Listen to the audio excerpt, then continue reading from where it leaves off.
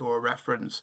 Just as mentioned before, please take what I'm about to say with, I wouldn't say a pinch of salt, but just bear in mind this isn't official data governance. Group haven't provided manuals and what have you. So this is kind of a work in progress of what we know so far at a best guess. Okay. So all I've done here at the moment is go to the OneIS website. So it's all web-based. I believe it doesn't matter which browser you use. I tend to use Chrome.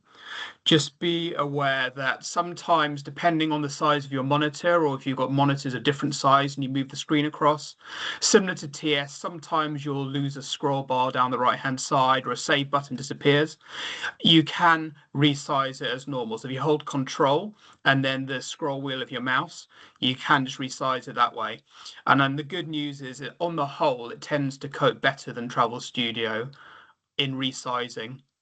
So just be aware if you're like, well, where's that save button gone, or where's the other tab gone? It's usually because the configuration of your resolution of your monitor has caused it to go a bit crazy. So you can just zoom in and out as you feel fit. So this is the home screen. You can set highlights, so basically your quick links over here, but from your point of view, all the setup stuff is done over here. So reservation setup. And the bit we're just going to concentrate on today is all going to start off by most of the stuff is going to start off by going to service option.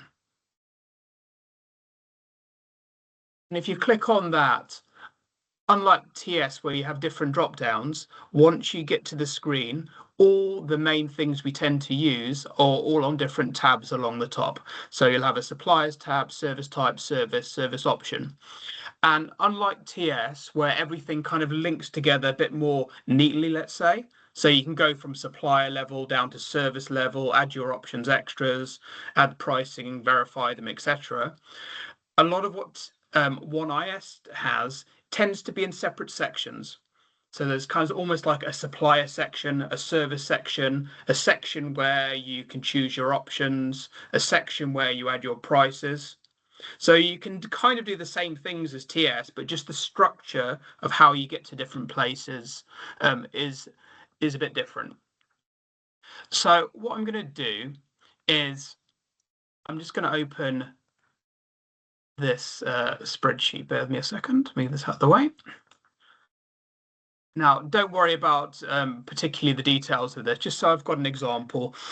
What we tend to do for when we've got experiences or in Travel Studio lingo packages, we try and get the product team to flesh out the details. So in terms of providing descriptions for our half day or full day sightseeing, which suppliers we want, which services, any notes.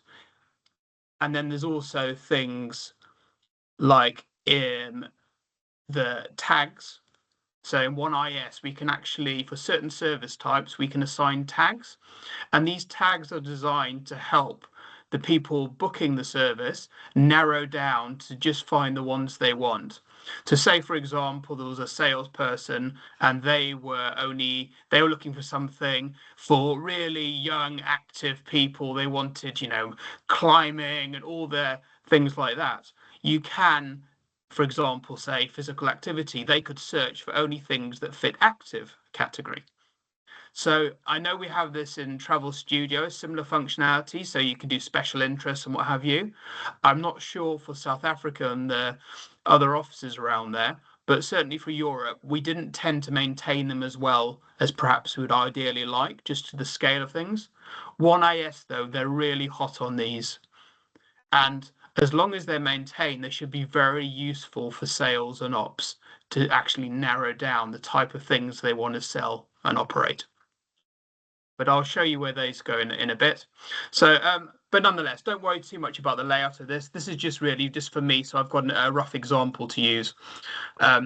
So here's an experience called JP Racing VIP experience, and they're going to have the VIP experience, and then there's going to be a car to take them there. So it's not a massively detailed experience.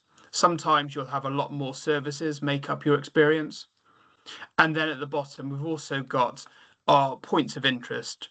So to have the experience work and have a map, you need at least 2 points of interest.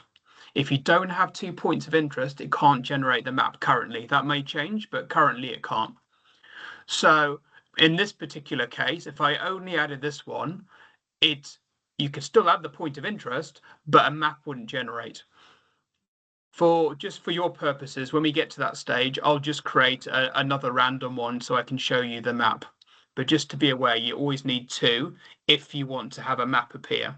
And that map will ultimately be one that appears, well, the salespeople will be able to see it in the booking, but also that ultimately will be on the website as well. So let's just start here. So before we actually create the experience, we need all the building blocks in place. You can't start off building experience until you have all the suppliers and service required in place, and also make sure the hotspot is added. So what I'll do first is let's start off with the hotspot. So let me just copy and paste this. And to do that, you go to Services.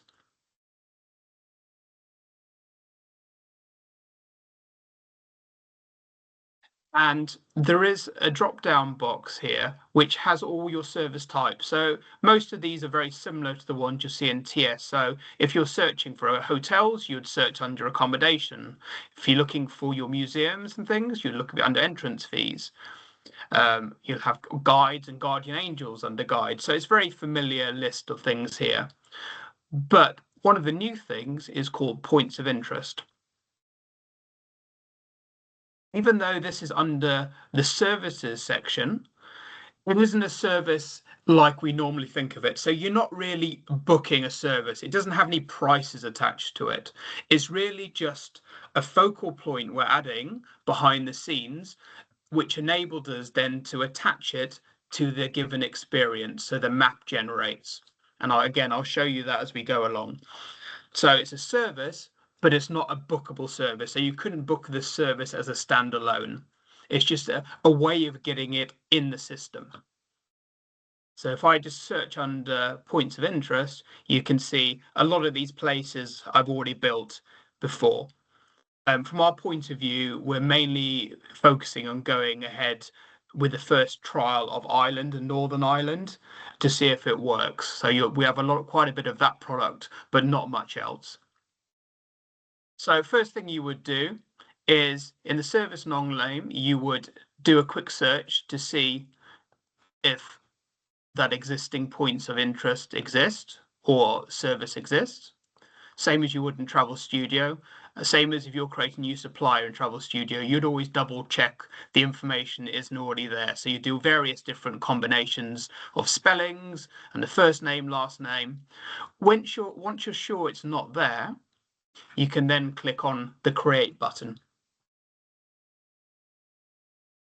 And I'm going to copy and paste in the point of interest name.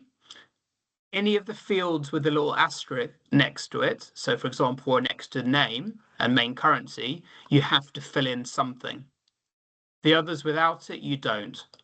Again, naming conventions, standardization, that's all very much in a work in progress. As I say, there's no manuals with all the data standards set at the moment. A few fields here and there, we've got a bit of advice, but that's all really to be decided in many regards.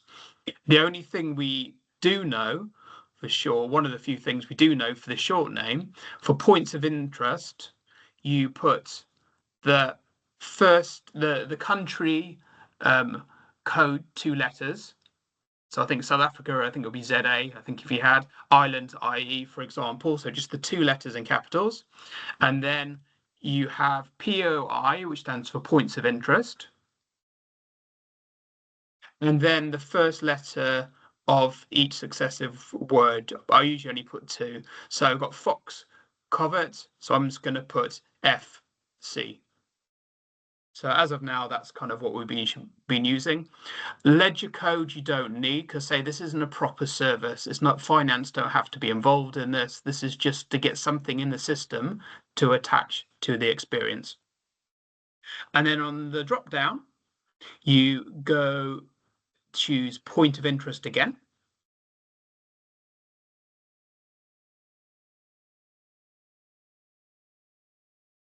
And then the company, actually take that back.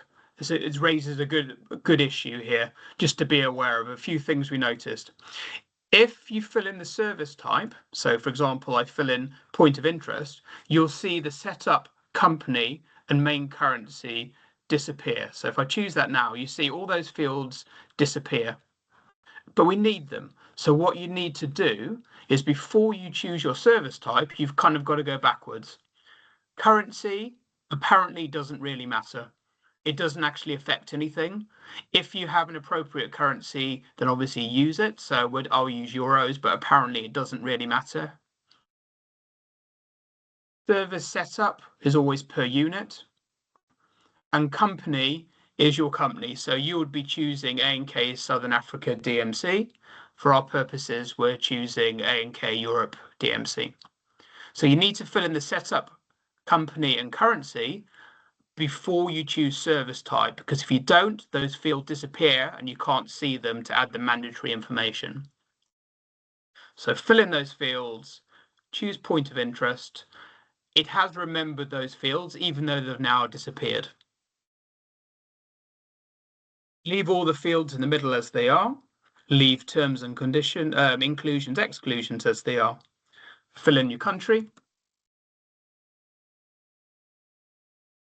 Fill in your county or state, the address.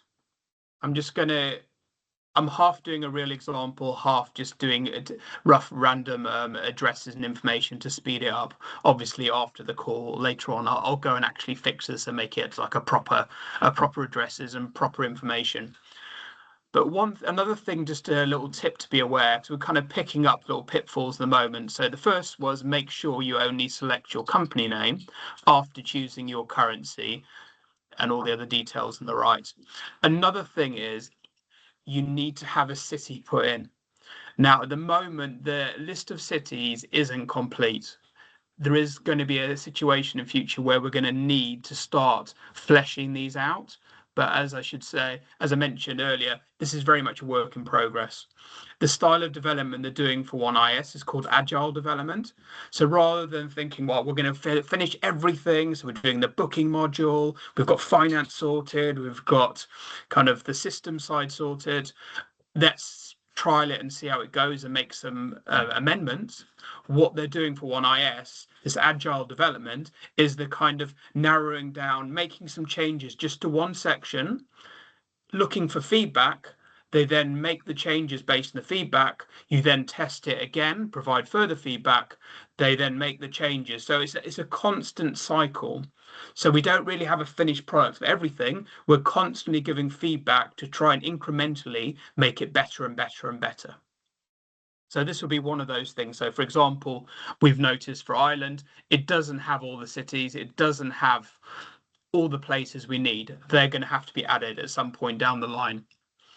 But the important thing to note is that even if the exact city doesn't want to exist, for now, you have to have something in the city. If you don't fill in something in the city here, you'll see in a second, there's another map screen which won't work. You won't be able to put a pin on the map where this is located.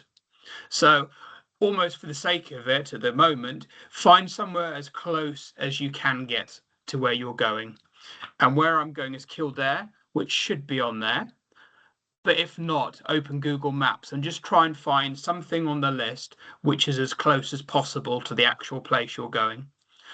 But you'll see in a minute, even though if you don't enter the exact place, there is a way to actually set a Google pin to exactly where they're going. So this is really just, I guess, a bug, I would call it, or just a stopgap to get to the next stage. So enter your city, your country, your address, state, zip code or postcode as we have it. And description, we don't need. But you'll see at the top, there is a second tab you can fill in called points of interest. Click on that.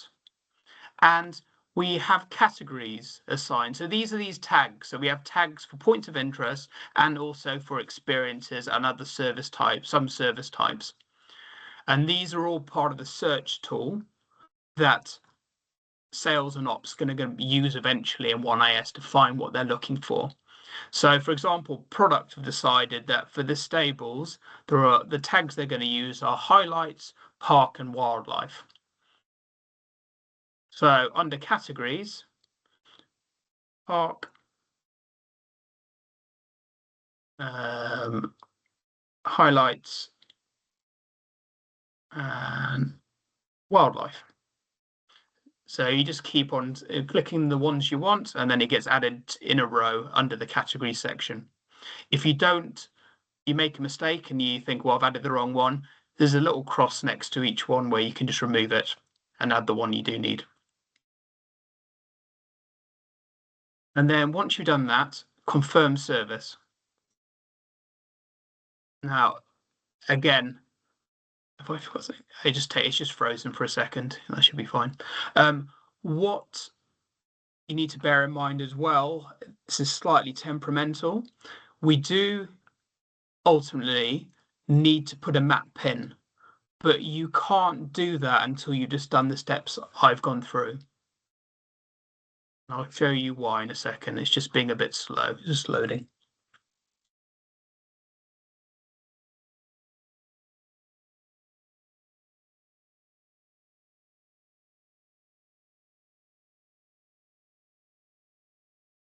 If I search again, you can see there's that point of interest I've just created. But you'll notice there's a red globe. Now, in general, it's not for all service types. So, for example, entrances, I don't believe at the moment we need to, but certainly for your accommodation, your excursion services, your experience packages or experiences, which are packages in Travel Studio lingo, red globe is bad. We generally want this globe to be green, and we need it to be green in order for the maps ultimately to work further down the line. So points of interest, you can click on the red globe.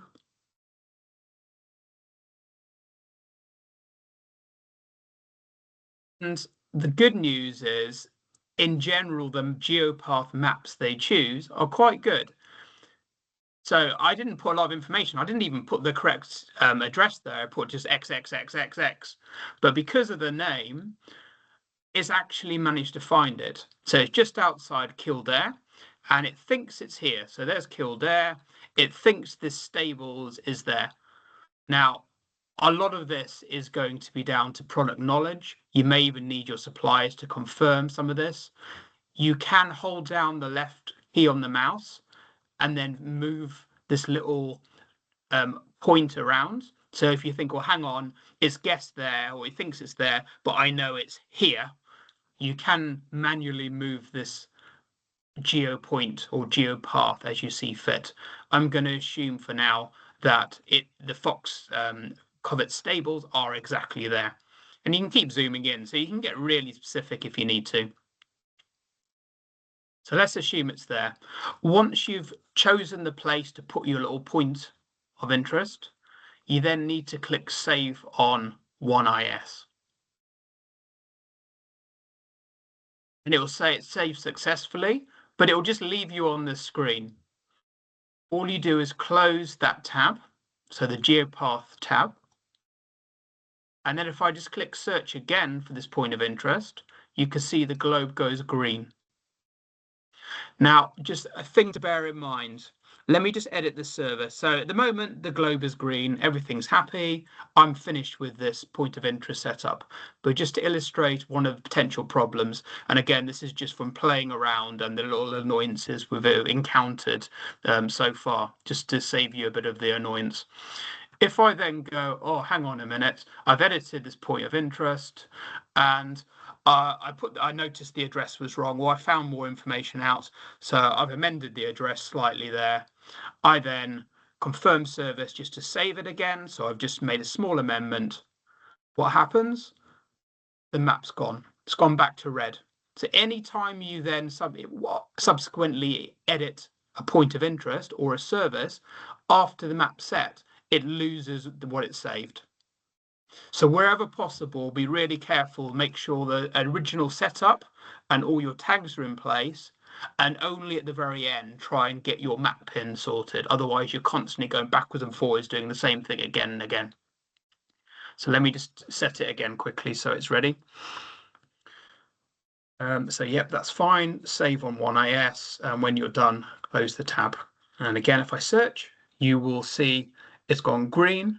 And at this stage, the point of interest is set. And obviously, for your experience, if you had multiple points of interest, you would go through and repeat this process for each of those. Is there any questions so far? Does that make sense? Yeah, you're very clear, John. Right. That's point of interest. So they're kind of always, if you're building experiences, you have to have points of interest in place. So build all those as you see fit. As I say, for our example here, I've only got one. I'm going to make up another one that already exists and use it so I can get the experience map to work properly.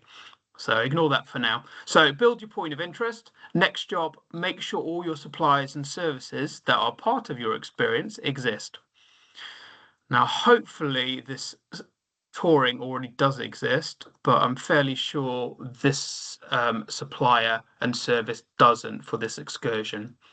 So let's build that. So let's go back right to the main screen of OneIS. And now we're going to add a new supplier and a new underlying service for this excursion. So you go to reservation setup, go to service options. So everything's starting at service option. You see there's that services screen we were on before, but on this occasion, the supplier doesn't exist, I'm fairly sure. So you do a double check, you just do a quick check to make sure the supplier doesn't exist. No. When you're happy or confident it doesn't exist, you can then click on create. Again, any field with an asterisk is mandatory. You have to use it. You have to fill in some information to get past the screen. Copy and paste it in. Supplier code is kind of a work in progress for now, but I believe it's the first three letters of, oh no, sorry, it's the country first. So IE, the 2-letter country code. So you'll be ZA. And then first 3 letters of the type of service or supply you're creating. And it's going to excursion supplier. So EXC. And then the first letter of each of the first 2 words of the supplier name. So this is called horse country. So I put HC. I don't believe we need tax ID. Hello? Oh, did someone have a question? No. Oh, sorry, it's Brie in the background. It's okay. So yeah, supplier name, fill that in. Unique supplier name, leave that blank. Currency, the currency for this given supplier, and in our case, it's going to be euros. Company, choose your one. So you'll be A&K Southern Africa DMC. I'm going to choose obviously A&K Europe, and then leave into company for now. And then when you've done that, click save. And you can see now we have our supplier name in place. Next thing we need to do is click on the edit supplier button just to the right of the supplier name. And you'll see now we're back in the supplier. Okay, there's the supplier name, currency, company, etc. But a few other tabs have opened up. So first thing you need to do is the address. So add address on the right-hand side. There are different types of address types. We're mainly just using the main one, but there are reservations and all other ones you can use. Copy and paste or type in your address, city, country, state if you can, or county, postcode or zip code. You can have then your URL for the website. So you can go to the company website. You can just copy and paste it into there. Then go to then save it.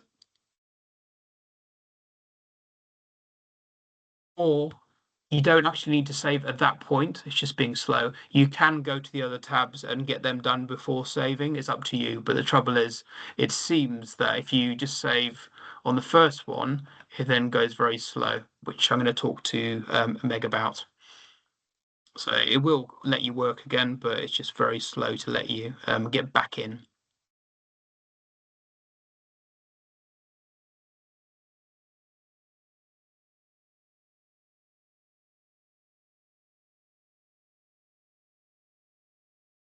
John, what does that actions button do? I haven't yet tried it. And that I'll show you in 1 second. Let me just get back in here. That's usually for kind of reporting side of things. Has these on most of these tabs. There is a little arrow pointing down next to actions where you can kind of you can get almost a little mini report of the suppliers, services, options. So it's almost like a little mini audit report. So particularly for points of interest, if you can use that to see any missing gaps. So like if you missed a currency, for example, let me just access this because I think it's not going right. Bear with me. Let me just open another screen.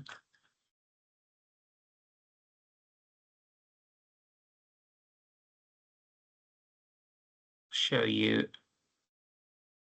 So let's go back where we were. So we're at suppliers, and then we were looking for horse country. There's the action. So here, if I click on the action,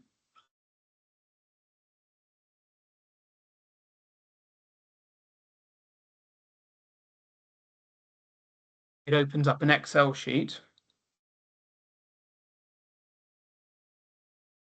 And it has a bit of data integrity you can check. So down the line, they'll be useful. And you can do this particularly for points of interest. So if you suddenly load all your points of interest for Botswana, say, and you're like, oh, I want to make sure I've got the correct currency, or I've got an image, or whatever it is, or if I've got all the correct information, most of the tabs along the top, there is this action thing. If you just click it, it will then go through based on your search results and then populate. So here it's got the supplier name already loaded, the ID, trading name, DMC, and all the other bits of information that are filled in.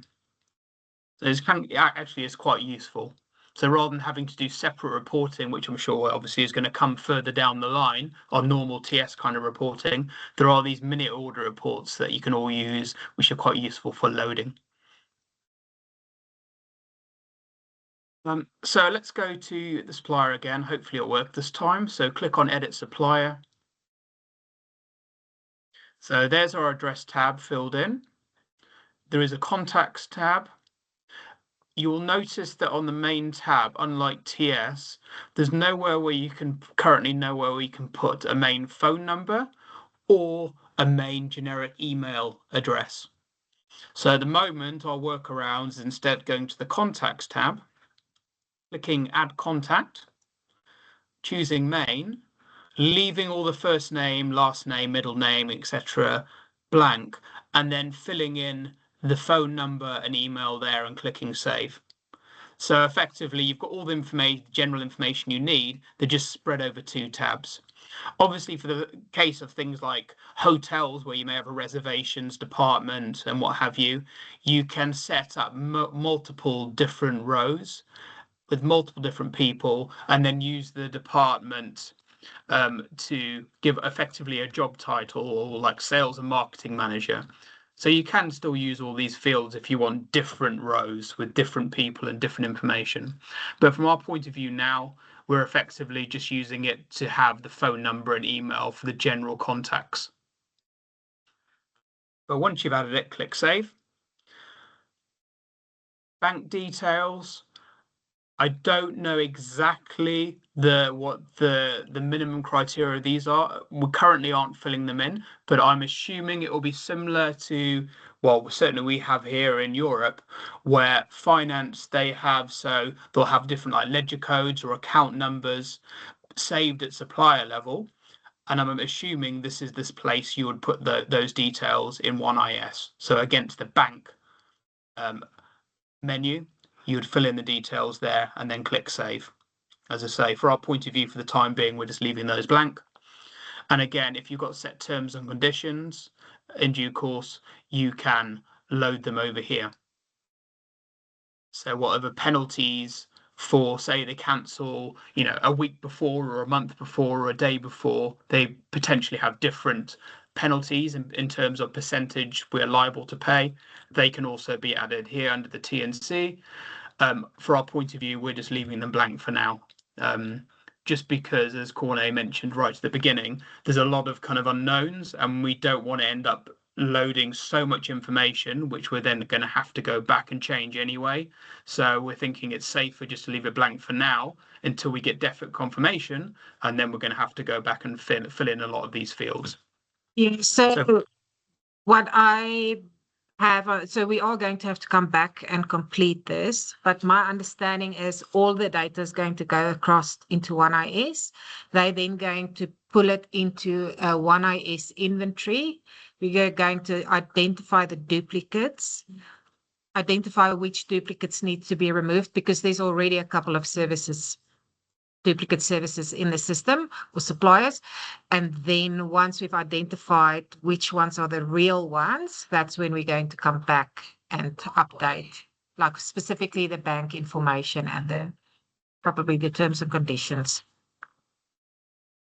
You'll see there's a lot of tabs as we start to go through where there's a kind of blanks, and some we don't need or we don't think we need. But as Corné mentioned, there are other things that hopefully are going to get scripted in. So this is very much what we're doing, certainly from your point of view, is kind of almost a shell of what we need. Maybe a bit more than a shell, but we are fully aware that there are going to be gaps that need filling, whether that's being scripted over or at some point manually added. Okay, so fill in these tabs, click save, and that's the supplier created. So supplier done. Now, the name of the service, we need to create the service. So go over to your service tab. Obviously, it's not going to be there. We haven't got the supplier, doesn't exist. But if it was an existing supplier, of course, you would just do a quick search of the service to make sure. No, it's not there. So we then click create. So it's a similar process we did before for the point of interest, but this is an actual service. So this, even though this is going to be used in an experience, it can also be booked as a standalone. So fill in the name, short code, going to do IA experience. And then fill in your setup. So this will be kind of your charging policy. If you think in Travel Studio lingo, it seems in general, a lot of things, there's a big focus at the moment on either per unit, which is basically equivalent to our per service we use in Travel Studio, or packs, or per person. So either pay for the whole thing or just per person price. I'm going to set per packs. Company, set your own company on the drop down. Currency, this is the cost currency of the service. Now, the good news in Travel Studio, good news in OneIS, unlike in Travel Studio, it currently looking that we don't really have to add selling prices. So if you're loading things in Travel Studio, you have your buying tab and then your selling tab where you put your selling price on. In OneIS, the prices or the price types against the agency tend to dictate what the selling price is. So whether it's things like we have package pricing in Travel Studio, where we would price all the countries. We're not going to need to do that for experiences or the service by the looks of it. We just add the cost, and the selling side is governed by the agency you use in the booking in OneIS. So it should be a bit quicker in that regard. So set your cost currency, so euros, and then lastly, go to your service type and choose what type of service type you want. I'm just going to choose excursion. Again, you can put terms and your inclusions and exclusions. You can copy and paste those in or type them in manually. But at this stage, we then need to let OneIS know that, okay, it understands this is the name of the service we're creating, but it needs to know what supplier it's going to attach to. So you always need to create your supplier first, otherwise you won't have anything in this drop down to appear. So start typing in the name of the supplier. So horse country. DMC supplier, that will be your office. So in our case here, we're going to choose Abercrombie & Ken Europe. Fill in the information. Now, Meg has advised that you'll notice quite a bit slightly annoyingly that because the structure is different, the supplier address doesn't pull down automatically currently to the service address. The last I heard is that, I mean, here it doesn't take long to enter it, but let's say, for example, you were building a big transport supplier. So you would build your supplier, so the supplier name at the top level. But if it's anything like we have here in Europe, or particularly in, say, Italy, they will have one supplier providing hundreds of different services. And you don't want to go to every individual service for hundreds of times and keep putting in the same information. We'll be there all day. So currently, the only thing I'm really filling in here is the country. Oops. And the city.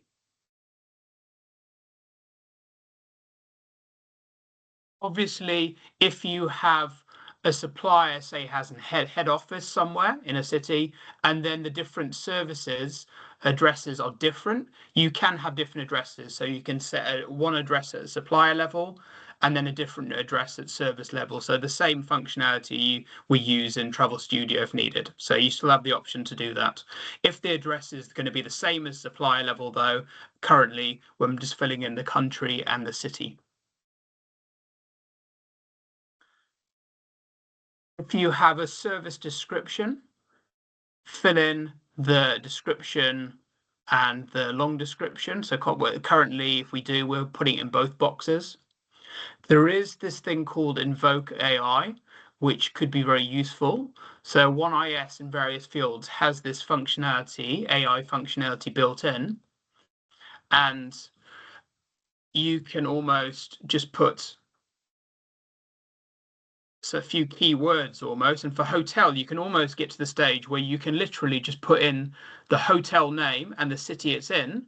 And if you click Invoke AI, it creates surprisingly good descriptions. We've been using that a bit for a few of our hotels. You put a couple of keywords in and it produces lovely flowery descriptions.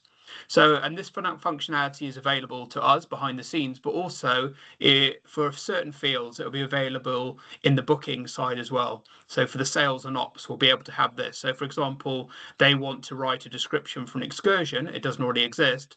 They will be able to use this.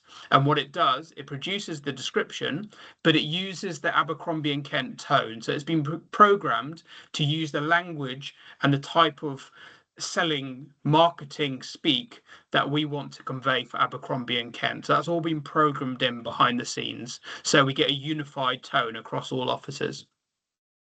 So let's just have a trial. I'll put 3 words in here. It's not very much. Let's just see what it comes up with. Invoke AI. Has a little think about it. And it's just frozen for a second. Bear with me.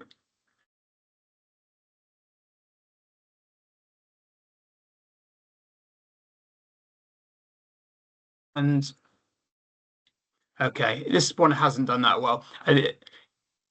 It's thinking it's the hotel, but you can see it's got mixed up. It thinks there is a hotel, Kildare Hotel, but it's concluded that, and also then thinks we're going horseback riding. So sometimes clearly there's a kind of, you need to double check the information. But for hotels where we've been using it a lot, 9 times out of 10, the description it comes up with is actually very good. So just be aware that functionality is there. But in your case, if you already have your descriptions, you can just copy and paste it in here.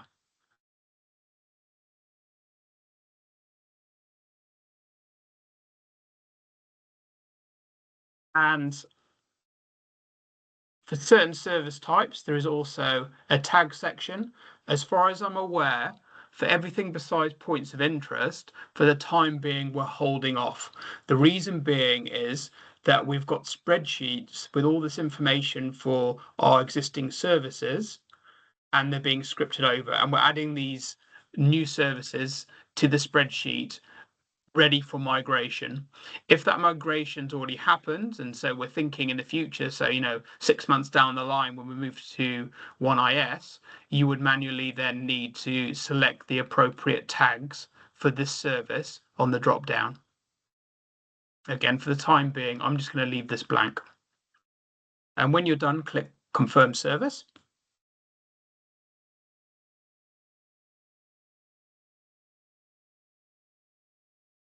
Again, it's just being very slow at the moment.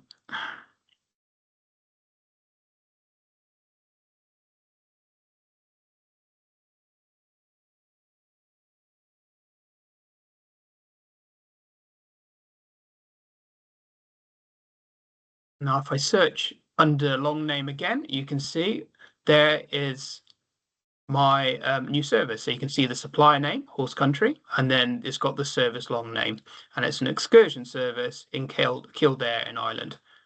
If you double click on the service, it will take you back into the setup and you can make any amendments you need. Certain service types, you can also set a map. It's not all service types that have this. So excursion is one of them. You can click on the map.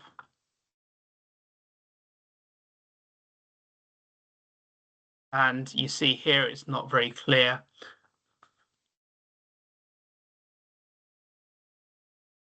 So for the time being, I'm just going to put it here. Again, I'm going to tidy this up later on just to save waiting around, because I know you're all on the call and very busy. So I'll try not to keep you too much longer. So add your add your location for the service and click Save. And then if you search again, you'll see the globe goes green, which is good. Now, if we want to add some options to this, so we've got the supplier, we've got the service, but we also need some options. So if I click on options to the right, by default for excursions, it seems to create an option name, uses one is called experience. So it's kind of like a dummy one it puts. If you want to create new options, so it doesn't already exist, you can go over to the options tab at the top, and same as Travel Studio, you can create new ones behind the scenes.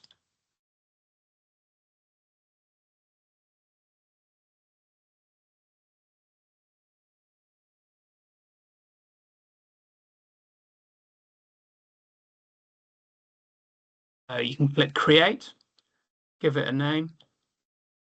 Short name, I don't know if there is actually a naming convention. For the time being, I'm just copy and pasting it into both box. You can give it a minimum max packs, so similar to your kind of charging policy. If it's for kind of everyone, I'm tending to do minimum packs 1, max packs 99. Brand you can choose, so I'm just going to choose A&K. You can pick whether it's commissionable or not, and then click confirm. And then that is now created. And it looks like in OneIS. So unlike when you're creating new options in Travel Studio, you have to say, this is an option I want to use for accommodation, or this is an option I want to use for an entrance or a guide. And you have to choose your category where to put it. It seems in OneIS, it's a lot more flexible. So you just create it and effectively you can use it anywhere by the looks of it. So I haven't actually chosen that I want this as an excursion option. I've just said create a new option.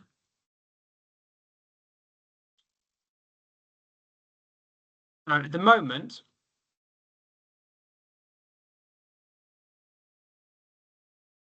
we'll just use the experience one. So just to show you where I went, if you go to cost price, it takes you to the screen here. And if you scroll down, you can see there's the name of the service. And then underneath it is the name of the options. Obviously, if you had multiple ones, they would all be listed here. Now, unlike Travel Studio, you don't actually set your seasonality first.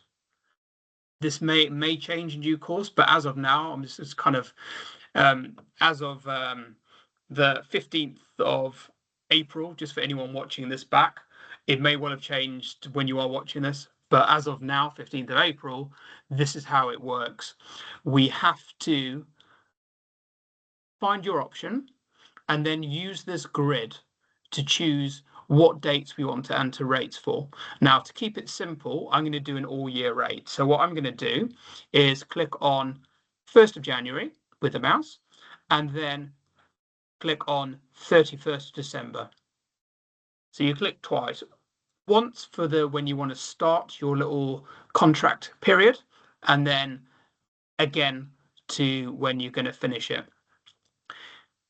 You can do part of years or part of weeks as well.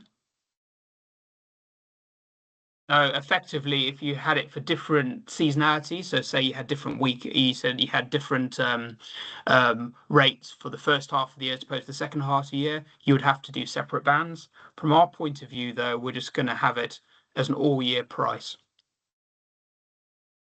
And once you've chosen that, make sure you choose a currency here. So this is your cost currency. It will ask you to do this for every single option you set up for the service. If you don't set the currency now, it will throw up an error. So let's just leave it blank so I can show you the error. So you go here, set what days or dates you want to set the cost for, and then set the cost button at the bottom. If you had different days of the week price, you could put them over here.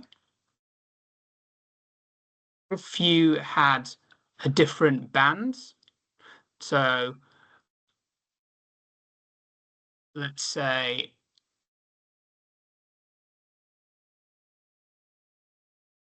you had different date bands, or you had different number of people, so you had a different price if you had one person or two people or three people or four people, you can do that underneath here.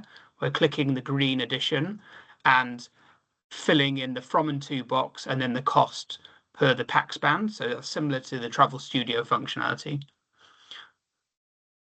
Let's assume we don't. Let's assume we've got an all-day rate, an all-year rate, all-day rate. There's no banding. If that's the situation, you can enter all days cost in this field at the top.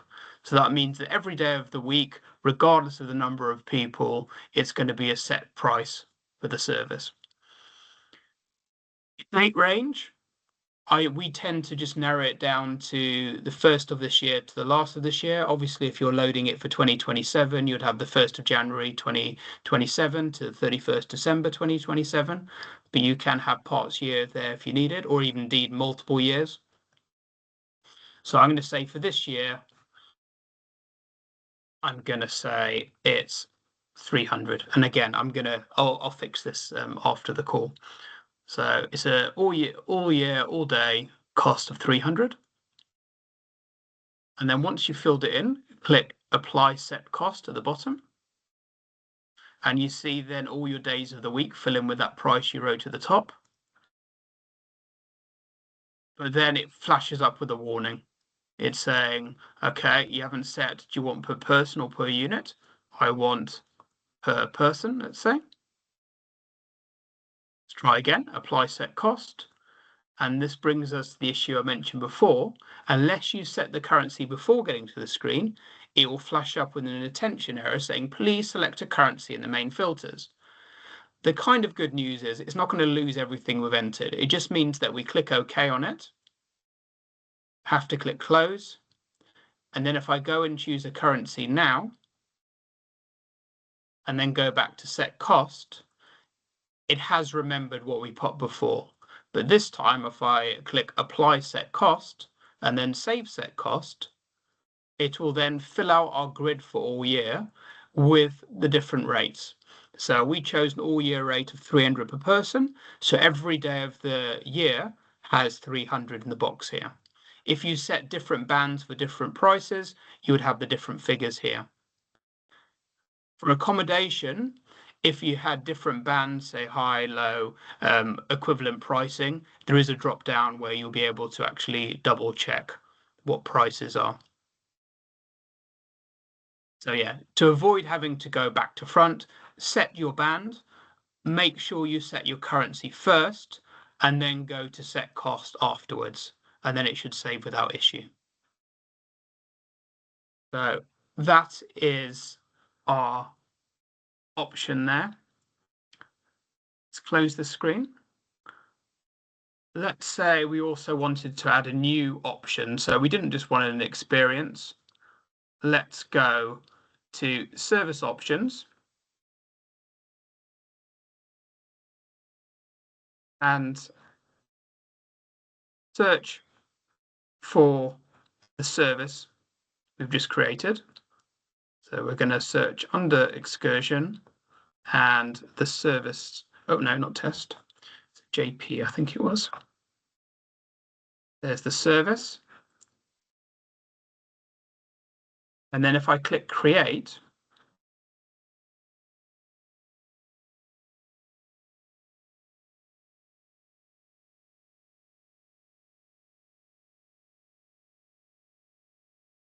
you can have an option of adding multiple options at once. So I can do test 4. And then if you click the addition sign again, it will then add it underneath. And you can keep doing that.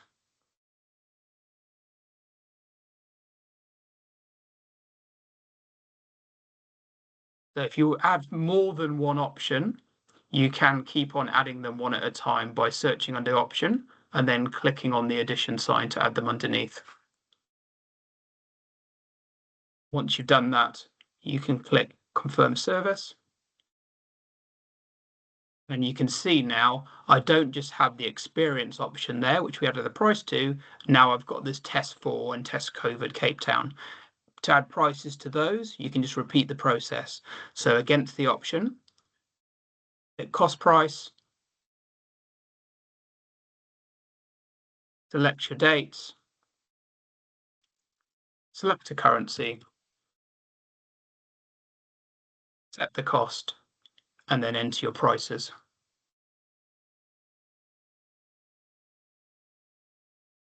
And then you apply it and save it. And you do that for all the options you need to use for this service. So again, in a real life situation, you'd go to test 4, cost price, add your price, save it, and it's all done until you've got prices against every option you need for that given service. Again, I'm going to fix these afterwards to make it a proper service for our use, but that's just to illustrate the point for this training. Right, I'll try and speed up a bit here. I'm conscious I'm taking quite a long time. This one already should be there. So we've got the horse country supplier, town and country should already be there. So if I go back to suppliers, it should be there. Yes, it's already there. I think it's already got the service. Let me just double check. These are all the different services by this town and country chauffeur, and the one we want is 4 hours. And I'm fairly sure we've loaded them. For this one, I think we haven't actually got up-to-date pricing yet. But again, I'm going to fix that. But we've got all the options loaded we need with a temporary price put in just so we can use it for this. So we loaded the whole service. The vehicle touring service is already there. It has all the correct options and it's got the correct prices. So now we've got everything, all the building blocks we need. We've got our point of interest, and we've built all the supplies and services and options we require to use in the experience. So now we can finally go and try and build an experience. So let's close all this screen.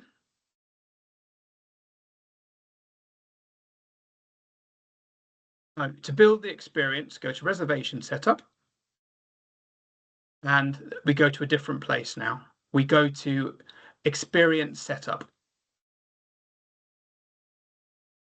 And you'll see at the moment, it will list all the different experiences. So in other words, in packages or half day or full day packages in Travel Studio lingo, 1IS, they're called experiences. Again, you would double check and do searches to make sure the experience didn't already exist.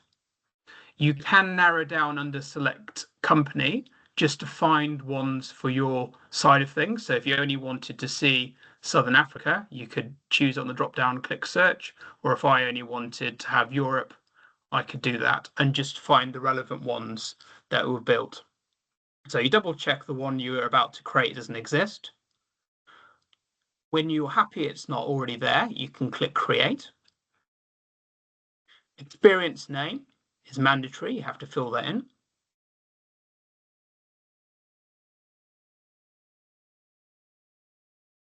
Type is experience, this is correct.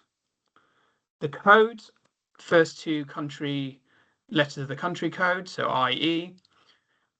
I'm putting EXP for experience, and then the first two letters of the words there, so I'll just put JP. City, Kildare. What you do then is click on this mono template button. It saves time. It creates a dummy little template behind the scenes and it saves a lot of time. You can manually create a template in the next screen, but from my point of view, it just seems a lot quicker just to tick this mono template. It saves a few steps, it seems. So tick mono template and then click save. Now we're in the template itself. So you can see the type is an experience. We've got the experience name, experience code, city from the previous screen. Set a from and to date.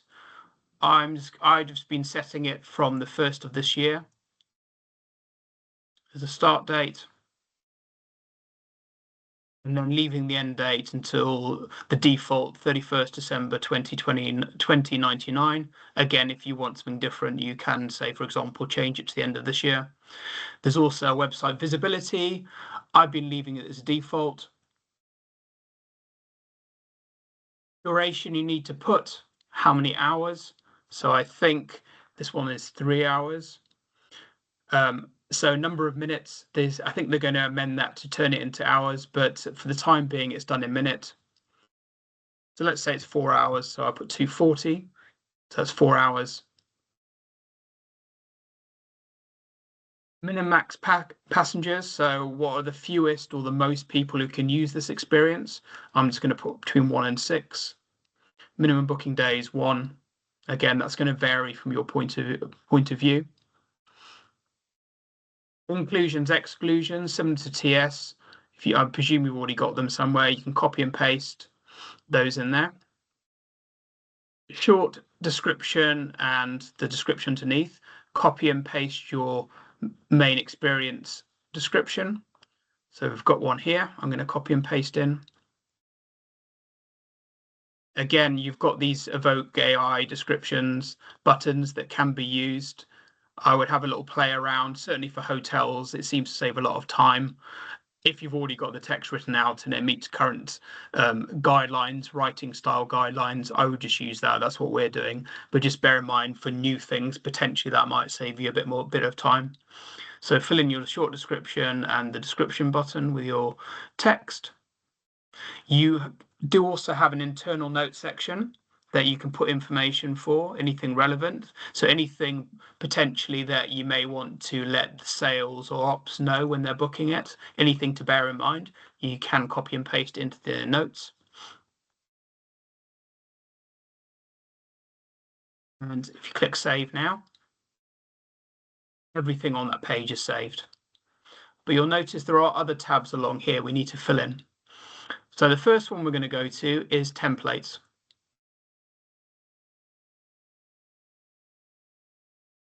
And what we're going to add are all the services that make up this experience. So in other words, we're going to book this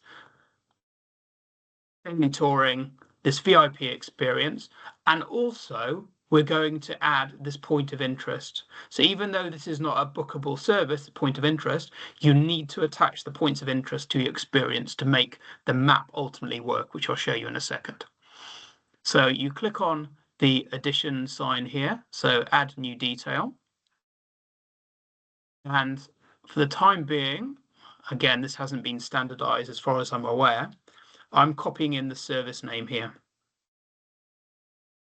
So adding this one. On that service, you can give it a duration. So if that's 4 hours, you could put 240. Service type, this is going to be an excursion service. And then you can search for the actual service you want to add. I think in due course, we'll probably have different descriptions added here because otherwise it's just duplicating what the service name is. For the time being, though, I'm just putting like for like, and almost certainly I'm going to have to go and change it, but just to have something in there that is consistent from our point of view. And then the options on the drop down. Now you'll see there are 3 options for this loaded for the service. So there's the experience option, we had the test for, and the COVID one. I'm just going to use the experience one.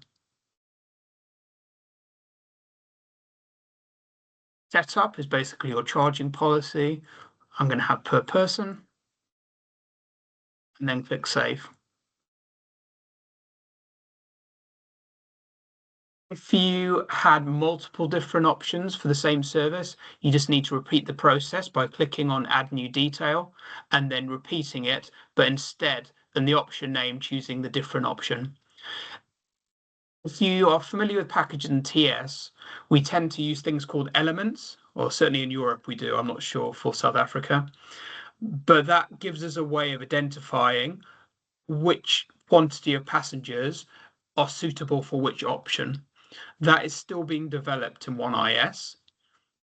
So at the moment, we're just adding all possibilities, but the functionality will arrive soon, hopefully, where we can actually specify, say, what, for example, oh, you've got 2 people in your booking, you need this particular vehicle. Oh, you've got 6 people in your booking, you need the other vehicle instead. So that's kind of a work in progress. For the time being, I'm just adding all possibilities to this experience. And then at some point, we're going to have to go back and specify which options are suitable for which quantity of passengers. There's our horse country supplier and service. Let's click the addition sign again. Let's go and add our daily touring. So this is a vehicle to drive them there and wait for them and then drive them back. Copy and paste in the description. Service type for this one is transport. Search for the exact service. Maybe it's different.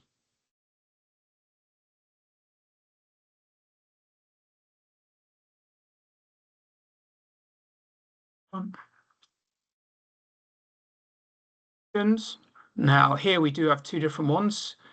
I think in E-Class, in our head, we're thinking if it's 1 or 2 people using this experience, they will go in a Mercedes E-Class. And if it's 3 to 6 people or 3 to 8 people, they will use a VW Caravelle. So we need to enter 2 options here. So choose the first one. So it's the E-Class. We're going to choose a per unit price. So you're paying for the whole vehicle. And then save. And then go back.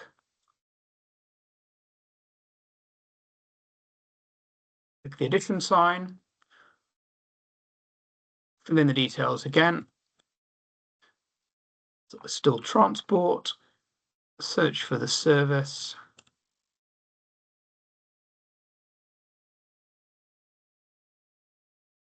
And this time we choose the Caravelle.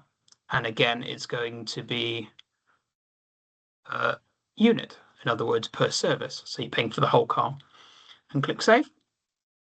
And you go line by line, adding all the things required for this experience. So we've got all the actual services. Last thing we need, of course, is you need your points of interest. So however many you've got here, it could be 1 or 2, it could be 5, 6, 7. All of them need to have a point of interest service created, and then all of them need adding into the screen in your experience. So we go to the addition sign again. Description, I'm just putting like for like. I'm just putting duration at 1 for the moment. Again, that's to be decided, but 1. Service type for this one is point of interest. Search for that service. So Fox Covered Stables. Because it's a point of interest, you don't need to select an option because I say it's not a proper service. We can't book it independently. It's just a point holder to attach to this experience. Set up per unit, all fine. Click save. And then you can see all the services required and options required for this little practice example are now there. You can see the service types of the different services, and there's our point of interest for the stables. This stage, it's always worth checking that you've got lots of green globes here. It's another fail safe. So if you forget to enter them when you originally set up your services or points of interest, you can go back and set them now, but just double check they're green. Now, the last thing we're going to do, well, one of the last things we're going to do is try and get a map to work to show you where they're going during this day. And to do this, there's a little blue icon here. If you click on it, and now some of you may or may not have the necessary permissions, but so it may be more of an FYI for the time being. If you only have 1 point of interest, you get just a generic map of Milan from zoomed out, and it will say API request failed. And all that means, and again, all this is just trial and error, me clicking things. But what it seems to mean is that it's not happy. I've only got 1 point of interest. So let me just add another practice one just to see. Get the map to work. Should have one included there, might be one. Yeah. Okay. So I've added a second point of interest now. So now we've got 2. It should be happy. And let me click on this button and try and do a map. And there you go. It's thinking about it, zooming in. It's found where we want. So these are these pins we set for the point of interest. And you can see the routes here. And it will give you an average, a time using Google Maps where it thinks the distance, the time it will take you to go from point A to B. I mean, obviously, I've chosen a random second point, so it only thinks it's a 3-minute drive. So it's only a kilometer away. But in a real life situation, if you had lots of different points of interest, you would have a nice fancy map, and it can let you click on each of the routes and see how long it takes for each section and how far they're traveling. And again, this will pull through to kind of bookings and further down the line. So always have, if you want to ensure the map's there, you have to have at least 2 points of interest. And then click save on OneIS, and the map will be there for further down the line. While we're here, nearly finished now. For the time being, we're not loading any extras because there's still some debate how to load extras. So whether it's kind of as another option instead, or if it's kind of a linked service. So there is a bit of a debate behind the scenes. So we're going to have to go back and add some of our extras. So just bear that in mind when you're building. A decision on that probably is going to be fairly soon, but just for now, bear in mind that that may be a secondary job you have to go back to because you can add add-ons over here. Again, there'll be terms you can create. So cancellation terms, which at some point we're going to need. And there is also a rules tab where you can add certain rules about similar to Travel Studio. And then the last tab, again, this is for searching to help out, whether it's in the portal or for sales or ops, you have to enter the correct tags. Now, I've actually got them here. Hopefully, anything already existing for services will pull through automatically or pull through from the website. From our point of view here, if it's brand new though, we're going to enter them, have to manually do it. And this is kind of our little loading sheet we're using. So you find all the different categories. So whether it's special interest, best suited for, style, mobility, we're just going to tick all the ones highlighted in green here.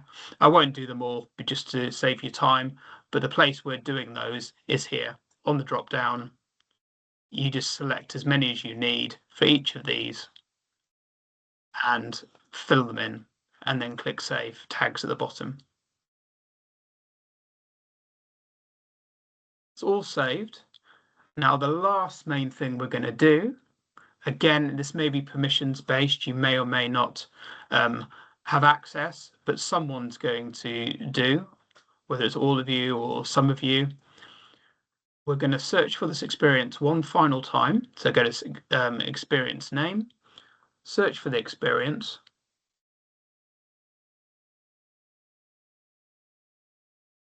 And there is a place to add images. So whether it's for a hotel or for an excursion service, or even for a point of interest, you can attach images. And you can do that on the ECM link. And there is this AI functionality, which is actually very good. Oh no, is it not going?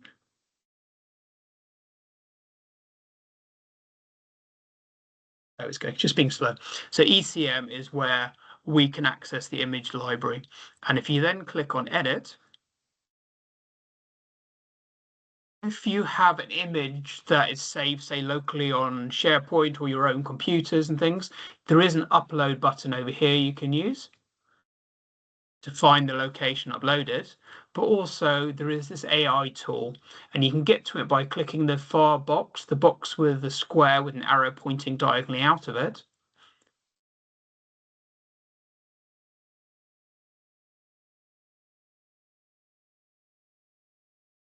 And it takes you to an image library. Now, just bear in mind here, I'm not sure if all of you will have access, but at least some of you I'm sure will. This image library links through to various places. So it looks for Shutterstock, Getty, and Unsplash image libraries. And it will take keywords based on your description for the experience and try and find suitable images. So you can have a look down, find effectively one you like. I think I'm right saying that in theory we should try and use Unsplash because I think it's cheaper fees effectively for us. Because bear in mind, some of these aren't free. We have certain limited license limits on ones we can use. But you can click on the one you're interested in and it will open up a bigger picture. So when you find the one you want, if you click on the addition sign next to it, it will then move it to the right-hand side and you can move up to 10 at a time, but you'll say analyzing image. And what's happening here is an AI tool has been trained that it's looking for the keywords you have at the top here to see if the image matches those words and also matches the quality and kind of the tone and the visual look of what we consider a suitable Abercrombie and Kent image. So what it's done here is marked it a yes, no out of technically, is it it's a decent file size? Is it a decent exposure? Aesthetically, does it match the terms? But then here, it's saying all the rest are fine, but relevance. And it's saying doesn't match the description because this isn't the correct pony type. So it's actually quite clever. Now, what you can do is obviously you can search other different images to find appropriate ones, or like you'll probably notice, like we have, that we have some very specific types of services and experiences and points of interest that don't have kind of a generic suitable image. And that'll down the line, that'll be a case of we will need to then, or you will need to then either request images or find a suitable, perhaps more generic image. If you're happy with a more generic image, you can perhaps change the keywords and search again.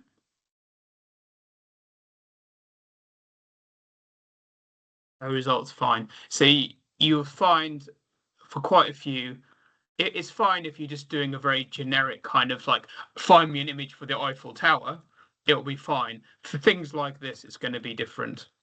It's kind of horse. So you'd find something suitable. Have a look at this.